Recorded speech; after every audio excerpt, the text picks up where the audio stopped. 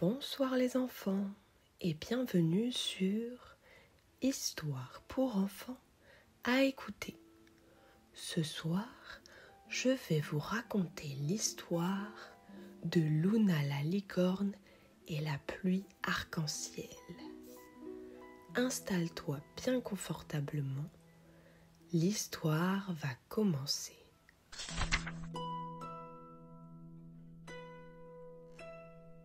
Dans un royaume lointain, là où le ciel danse avec les montagnes et où les rivières chantent doucement, vivait une licorne extraordinaire.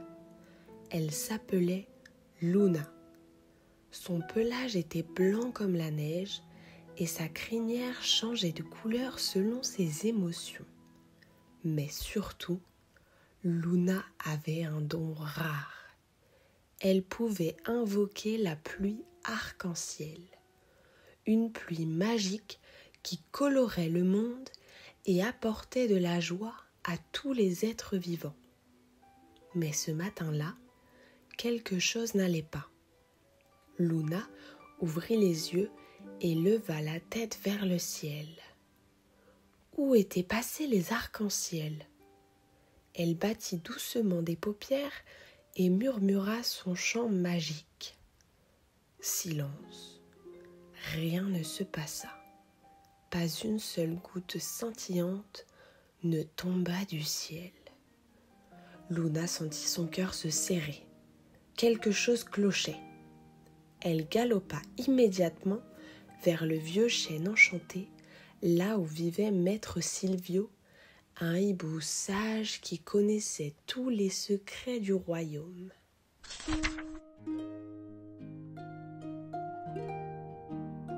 Sous l'ombre imposante du vieux chêne, maître Silvio dormait paisiblement sur une branche. Luna s'arrêta et l'appela doucement. « Maître Silvio, quelque chose est arrivé à la pluie arc-en-ciel. » Le vieil hibou ouvrit lentement ses yeux dorés et hocha la tête gravement. « Je le sais, Luna. J'ai senti un grand déséquilibre dans le royaume. » Il déploya ses ailes et sortit un vieux parchemin poussiéreux. La source de la pluie arc-en-ciel a disparu. Elle est enfermée dans le nuage noir, loin au-dessus des montagnes. Seule une âme courageuse pourra la retrouver. Luna fronça les sourcils. « Que dois-je faire pour la récupérer ?» Le hibou pointa du bout de son aile une carte étoilée. « Avant de rejoindre le nuage noir, tu dois retrouver les 4 couleurs essentielles perdues dans le royaume. » Luna observa la carte scintillante.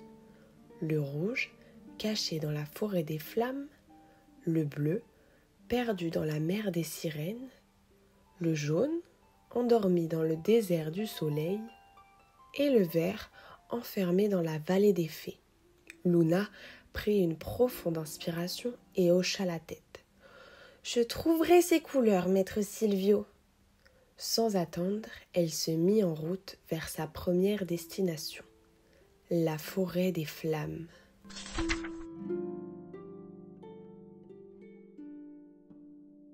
Luna galopa longtemps à travers les plaines, jusqu'à atteindre une forêt étrange. Les troncs brillaient d'un rouge sombre, mais leurs feuilles devenaient ternes et grises. Une petite renarde surgit des buissons, affolée. « Luna, tu es venue au bon moment. Le grand esprit du feu s'est endormi et toute la forêt s'éteint. » Luna suivit Rubis jusqu'à un immense rocher. Là, endormi sous une couche de cendres, reposait un phénix majestueux. Ses plumes ne brillaient plus. Luna s'approcha et murmura une berceuse magique. Une étincelle jaillit dans l'air, puis une autre, et soudain, une flamme rouge éclata autour du phénix. Il ouvrit grand ses ailes en feu et poussa un cri puissant. une sphère rouge lumineuse s'éleva dans le ciel. Luna tendit sa corne et la récupéra. Elle venait de retrouver la première couleur.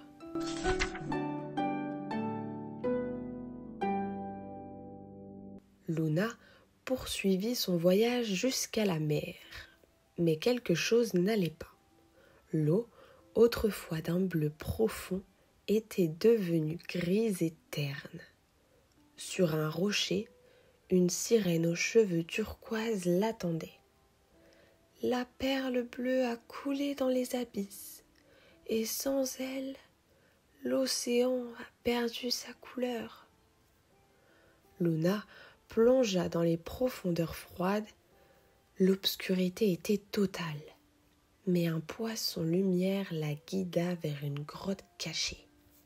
Là, posée sur un rocher brillant, se trouvait la perle bleue, mais une immense pierre l'enroulait de ses tentacules. Luna utilisa sa magie pour projeter une lumière apaisante et la pieuvre cligna des yeux, hypnotisée. Luna attrapa la perle et nagea rapidement vers la surface. L'océan retrouva immédiatement sa couleur éclatante. Luna venait de récupérer la deuxième couleur.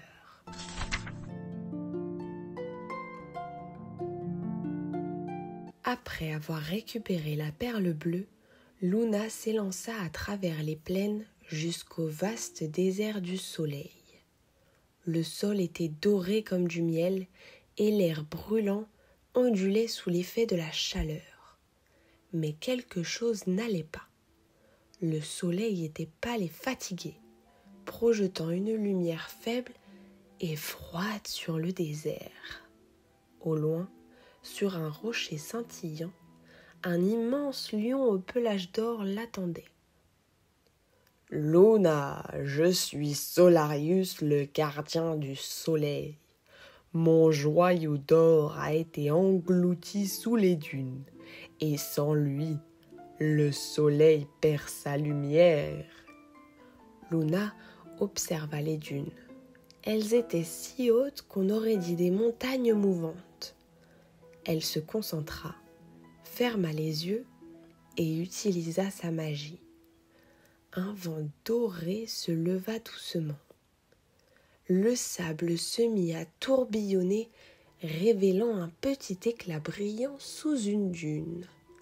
Luna creusa avec ses sabots et bientôt, elle trouva le joyau d'or. Dès qu'elle le toucha, le soleil retrouva tout son éclat, illuminant le désert d'une lumière chaude et apaisante. Le joyau d'or s'éleva dans le ciel et vint se poser sur sa corne. « J'ai récupéré la troisième couleur. » Solarius lui fit un signe de tête respectueux. « Tu es plus courageuse que bien des aventuriers, Luna. Que la lumière du soleil éclaire ta route. » Luna le remercia et reprit son chemin vers la vallée des fées.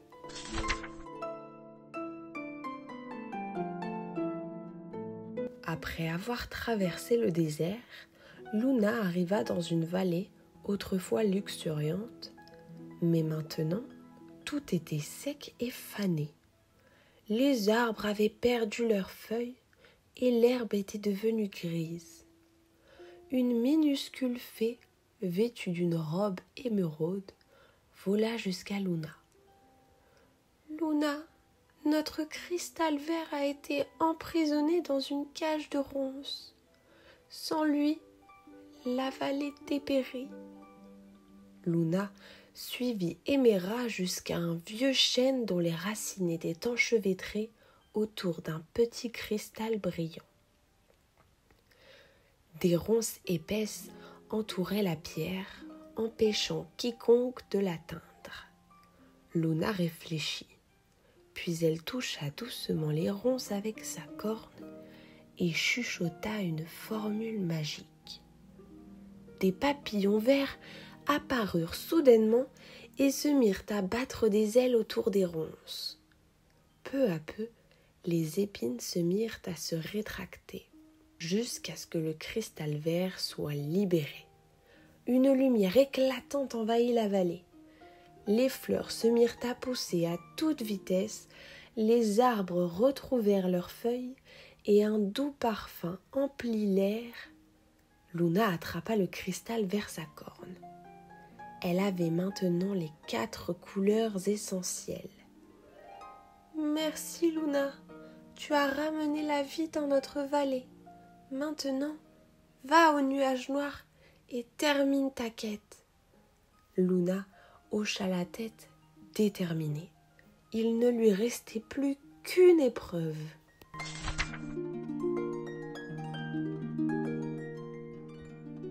Luna galopa jusqu'au sommet de la plus haute montagne du royaume. Là-haut, un nuage sombre flottait dans le ciel. Des éclairs en sortaient, et il était impossible de voir ce qu'il se cachait à l'intérieur.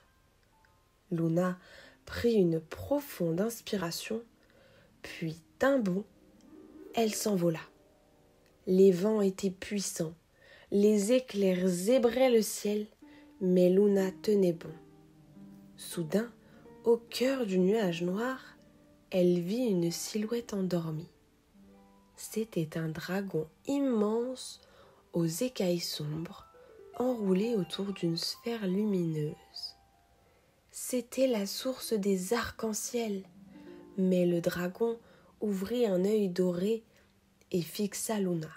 « Qui ose troubler mon sommeil ?»« Je suis Luna et je suis venue chercher la pluie arc-en-ciel. Le monde a besoin de ces couleurs. » Le dragon observa Luna un long moment, puis il sourit doucement. « Alors, prouve-moi que tu es digne de ce pouvoir. Chante-moi la mélodie qui apporte la paix. » Luna ferma les yeux et chanta doucement. Une lumière douce se répandit dans le nuage. Le dragon bâilla et lentement, il ouvrit ses ailes et libéra la sphère lumineuse. « Tu es digne de porter la pluie arc-en-ciel, Luna.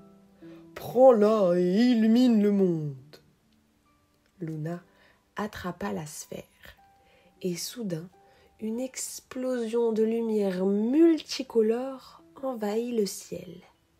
Le nuage noir disparut et une immense pluie arc-en-ciel tomba sur tout le royaume.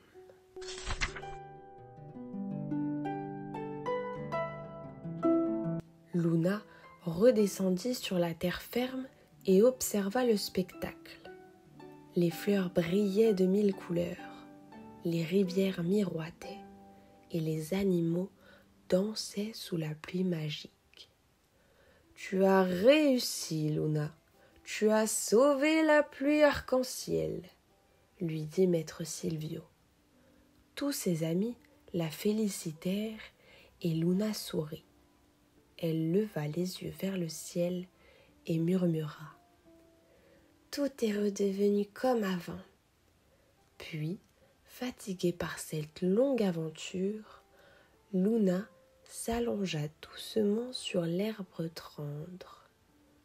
Elle observa une dernière fois les arcs-en-ciel scintiller au-dessus d'elle, et ses yeux se fermèrent lentement. Elle s'endormit paisiblement, bercée par la mélodie des étoiles. Bonne nuit, petit rêveur.